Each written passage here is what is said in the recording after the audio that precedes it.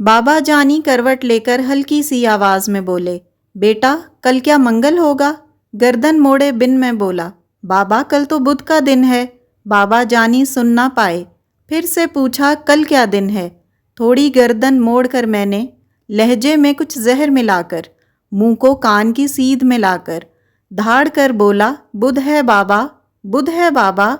आंखों में दो मोती चमके, सूखे से दो होंठ भी लर्जे, लहजे में कुछ शहद मिलाकर बाबा बोले, बैठो बेटा, छोड़ो दिन को दिन है अपने, मुझ में अपना हिस्सा सुन लो, बचपन का एक किस्सा सुन लो। यही जगह थी, मैं था, तुम थे, तुमने पूछा रंग बरंगी फूलों पर ये उड़ने वाली, उसका नाम बताओ बाबा। गाल पर बोसा देकर मैंने प्यार से बोला, तितली बेटा। तुमने फिर पूछा, क्या बाबा? मैंने बोला, तितली बेटा। तितली तितली कहते सुनते 1 महीना पूरा गुजरा। 1 महीना पूछ कर बेटा तितली कहना सीखा तुमने। हर एक नाम जो सीखा तुमने, कितनी बार वो पूछा तुमने। तेरे भी तो दांत नहीं थे, मेरे भी अब दांत नहीं हैं। बातें करते करते तू तो थक कर गोद में सो जाता था। तेरे पास तो बाबा थे ना, मेरे पास तो बेटा है। बूढ़े से इस बच्चे के भी बाबा होते तो सुन भी लेते, पर मेरे पास तो बेटा है।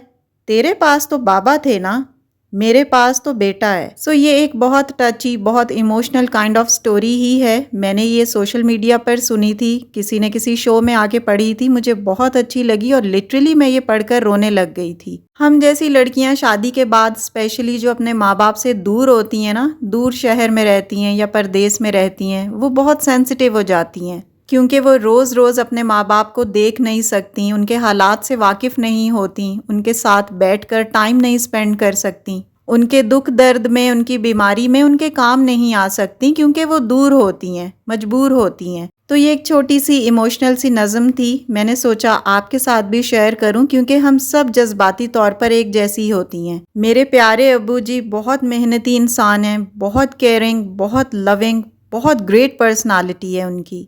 Very soft and kind hearted personality I have ever seen. और मेरे अब्बू की जो ख़ास बात है ना, वो ये कि अब्बू जी कभी किसी पर डिपेंडेंट नहीं रहे। अब्बू ने शुरू से मेहनत की है, अपने हाथ से कमाया है, बच्चों को खिलाया है और आज तक मेहनत कर रहे हैं। मेरे अब्बू जी नो डाउट एक खुददार शख्सियत के मालिक हैं और किसी पर कभी बोझ बनना पसंद नहीं करते। He is a retired medical officer from Pakistan navy. और आपको पता है कि फौजी कितने पंक्चुअल, रेगुलर और रूल्स के पाबंद होते हैं। वो इमोशनल भी कम ही होते हैं, बस अपने काम से डिवोटेड होते हैं, क्योंकि उनकी शुरू से ट्रेनिंग ही ऐसी होती है। अल्लाह ताला हम सब के बाबा जानी को सेहत तंदुरुस्ती वाली लंबी जिंदगी अता फरमाए और उनका साया तादेर हमारे सरों पर कायम रखे।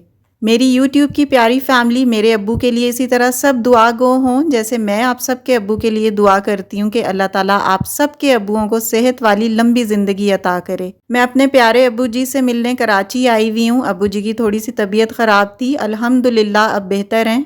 जो इतने अरसे के बाद अपने माँ बाप से मिलता है ना, तो वो डेफिनेटली इमोशनल हो ही जाता है। हाँ, जो लड़कियां अपने माँ बाप के साथ रहती हैं या सेम सिटी में रहती हैं, रोज का मिलना जुलना है, उनके लिए इतनी कोई खास टेंशन वाली बात नहीं होती। सो आज की वीडियो बस यहीं तक है। होपफुली आपको अच्छी लगी होगी, आपके दिल को लगी होगी। अच्छी लगी हो तो लाइक और शेयर कर दिया करें। आप ही को दुआओं में याद रखिएगा। इंशाल्लाह नेक्स्ट वीडियो में आपसे मुलाकात होगी। Till then, stay happy, stay fit and take very good care of yourself. Keep smiling and take care a lot.